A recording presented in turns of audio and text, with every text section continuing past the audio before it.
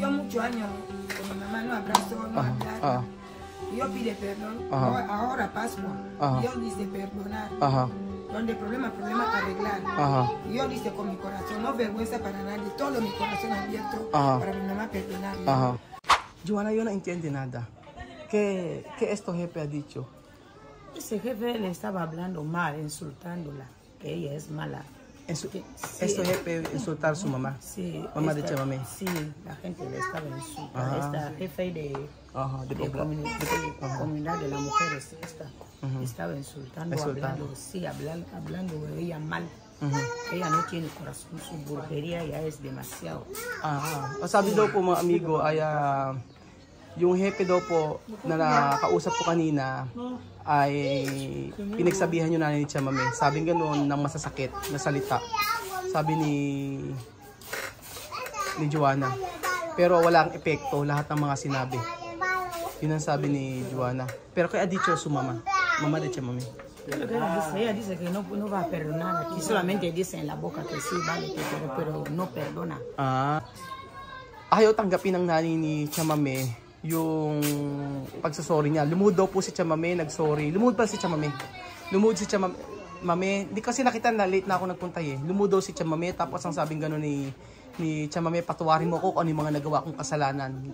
Late na kasi ako napunta, pero kinukwento ng hepe. Mabait yung hepe na yun. Yung nakausap ko sa may samahan ng mga kababayan. Delegada, yun yung hepe.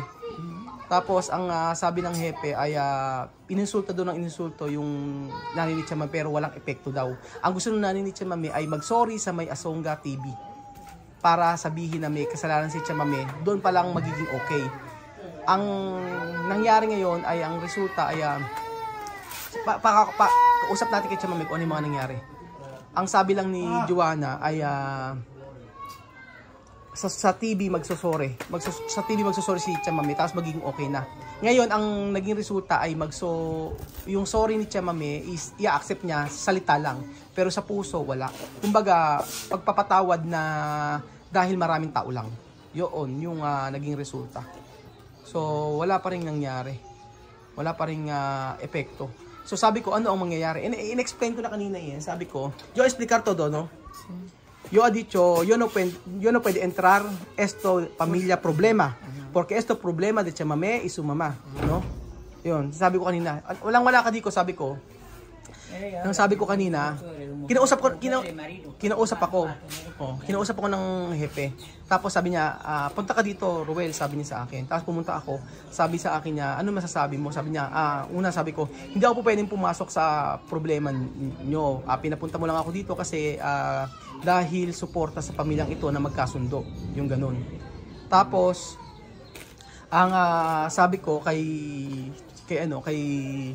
sa kanila ay nandito ako para sabihin na mabigat sa kalooban na ang isang nanay at saka isang anak ay hindi magkasundo.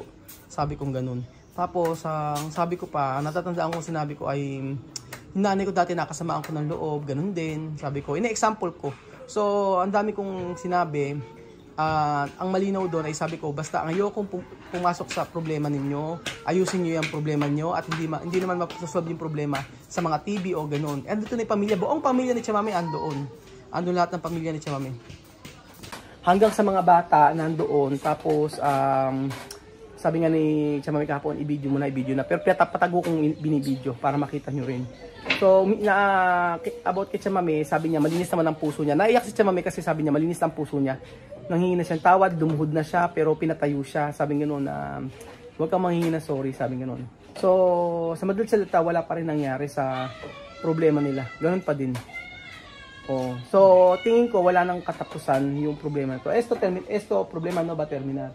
No va a terminar siempre, hasta su mamá muerto. O posible, cuando su mamá tiene problema con su cuerpo. Hasta que ella va, cuando ella va a ir sin venir más, va a buscar problemas más con sus hijos. Digo a tu mamá. Sabi nga Joanna, hindi na matatapos ang problema. Wala na. Chamamé, no? Cuando tú has ido allí con tu mamá, tú habla perdón. Pero ella no aceptar, no? Ella solo aceptar Suboka. Pero no, en su corazón ella solo hablar en la boca así. Sí, sí. Así, pero en corazón no.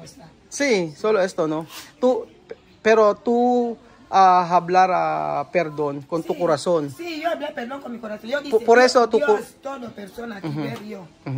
Yo muchos años con mi mamá no abrazo, no hablar. Yo pide perdón. Ahora Pascua. Dios dice perdonar. Donde problema arreglar. Yo dice con mi corazón, no vergüenza para nadie. Todo mi corazón abierto para mi mamá perdonar. Yo insultar, yo gritar, yo hablar más, yo hacer todo mal para mi mamá. Yo dice todo para yo, coge yo. Dios ayúdame para mi mamá perdonar yo. No quiere, así. Ahora ya no para mí. Para ella. Ayun, sabi nga ni ang sabi ni Chema, may mga amigo ay sorry na siya, lahat ay sinabi niya, yung galit, lahat sinabi na ni Chamami sa kanyang nanay. Tapos lumuhod siya, tapos sabi nga ng kura at saka ng hepe ay kunin mo yung kamay ni Chamami para i-accept. Kaso hindi in-accept. So pinagalitan ng hepe yung nanay ni Chamami, pero wala, matigas talaga yung nanay ni Chamami. Walang magagawa doon. Pero ang mahalaga ngayon ay yung puso ni Chamami ay okay na. Kumbaga malinis na. Ahora tu corazón bahar, ¿no? Sí, bahar. Sí, todo ya está. Todo ya está. Este niño que tú has visto yo abrazar, mi hermanito. Sí, tú niño para mi mamá cárcel. ¿Cuándo salió de la cárcel? Él abrazó yo. Ayun, niyakap si Chamami ng anak ng nanay ni Chamami. So, inaccept na at naging okay na silang dalawa. Pero isang anak ng nanay ni Chamami nasa kulungan pa. 30 years daw hindi pwedeng lumabas at 30 years daw yung anak ni Chamami na yumakap sa kanya ang dito lang sa Guinea Equatorial, hindi siya po pwedeng magbiyahe. Yun sabi ni Chamami. News nila Aura. Kaso ayaw doon yung ano nila, yung parang GMA sa Mamano doon Mamano Keres. Network, isang network dito pumunta, yung Masonga TV ay nagpunta. Merong media, yun, may media nagpunta dito pero ayaw daw ng pare na i-video o ipakita yung nangyari. Yun, ayaw ipakita. Yun ang sabing gano'n ni Chamami. Kasi hinahanap ko yung hinahanap ko yung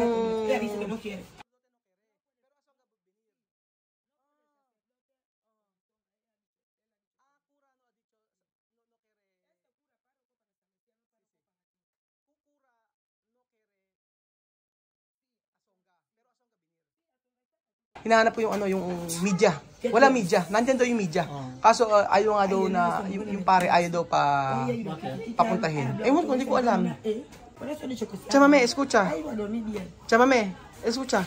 Cuando Asonga está aquí, ¿por qué tú no hacer para terminar todo? Ayaw daw ng pare na pumunta yung i-video, yung ipakita sa TV yung problema na ito. Tapos sabing gano'n ng kura o ng pare, kung gusto nyo yung Asonga tawagan nyo, huwag nyo akong tawagan dito. Kaya yung hepe, pati yung delegada, yung mga matataas sa posisyon, ayaw din nila. Pero ang gusto ng nanay ni Chamami kasi mag-sorry lang si Chamami sa may Asonga o sa may media. Yun lang ang gusto. Kaso hindi nabigyan ng pagkakataon. Kaya sabing gano'n ng hepe. Kinausap ko yung hepe, ang bait ng hepe, mabait yung hepe.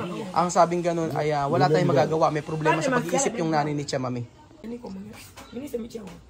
Chamami, ¿qué acción? Chamami, ¿qué acción? ¿Qué acción esto jefe va a hacer? Sí, esto jefe, ¿qué acción? Ahora, mañana, papel. ¿Qué papel esto? Resolución. Resolución significa tu casa, yo para mi casa, ya está. Ya está. Solo así. Sí.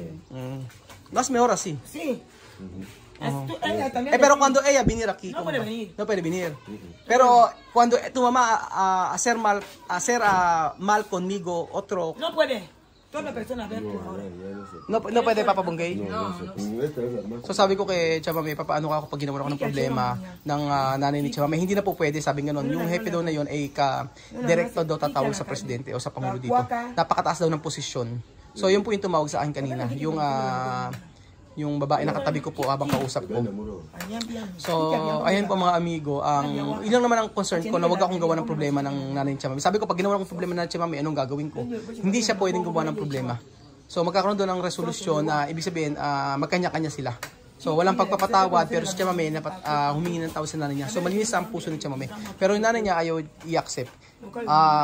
Ayun, tapos na ang problema. Kumbaga dito sa buong lugar na ito, yung nanay lang ni Tia Mame ang problema. Pero lahat, sila Papa Bonggay, lahat ng pamilya ni Tia Mame ay okay na. Lahat kanina sa meeting ay nag-usap-usap na. So nandun lahat sa meeting. Kaya ngayon ay bukod na, yung talagang nanay lang ni Tia Mame ang problema. Wala na sa iba. Wala na kila Papa Bonggay, wala na kila Mama Nina, wala na kila Mireille, lahat po. Okay na. So ayun po mga amigo, makakatulog din ng maayos ako at saka si Tia Mame. Nagawa ko na yung part ko para kay Tia Mame. Ang pinipilit kasi ng nanay ni Tia Mame na asawa ko po si Tia Mame. Ay Tia Mame, sabi niya asawa ko si Tia Mame, pinipilit niya. So okay na to. Ang concern ko lang ay baka gawan ako ng problema na nanay ni Tia Mame. Yun ang sinisiguro ko. Sabi ko hindi raw ako gagawa ng problema, tapos na raw lahat. So, pwede na ako pumunta dito, okay na, at pwede na back to normal na ang lahat. Pero, wag na lang kausapin na ni Tia Mame. So, sa gobernador, sa kapitan, tapos ito susunod yung mataas na posisyon, kausap lahat ng kaso na ito ay dumaan na. Kaya alam na ng government o ng gobyerno dito na kung ano yung problema ng Tia Mame at nanay niya. So sabi ng delegada, yung pinakamataas na hepe dito ay yon ang problema, ayaw niya, wala tayong magagawa doon. So kailangan daw ng doktor para sa pag-iisip ng nanay ni Tia Mame. Yun na naman gusto ko. Ayoko lang magkaroon ng problema dito sa kanyang nanay. Pero narinig ko kanina sabi ng nanay ni Tia Mame, wala akong problema sa'yo, Rowel. Wala rin ako sa'yo. Ang problema ko yung anak ko. Pero ikaw wala kang problema sa akin. Sabi. So umano na ang puso ko na sinabi yun. Kasi ayokong madawit sa problema nila. Yun lang sa akin. Yun lang ang concern ko. So ayun po mga amigo. Salamat po at yun po ang nangyari sa lahat ng meeting.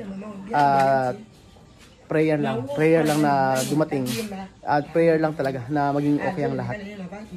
Explain ko ang sabi ko pa naman sa explanation kanina sabi ko mahalaga ang magulang sa akin. Sabi ko mahalaga ang nanay ko sa akin.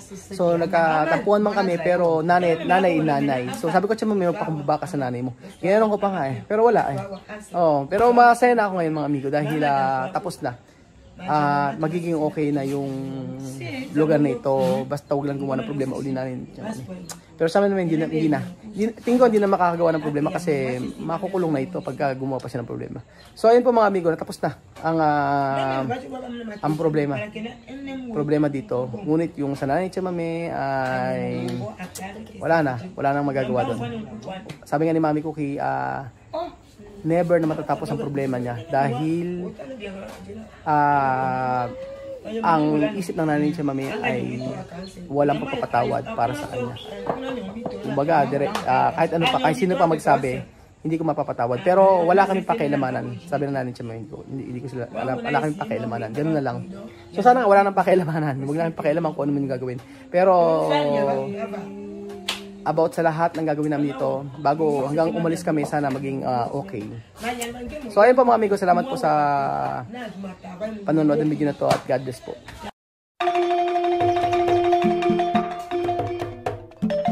Na-appreciate ko yung paano sila nagdadasal.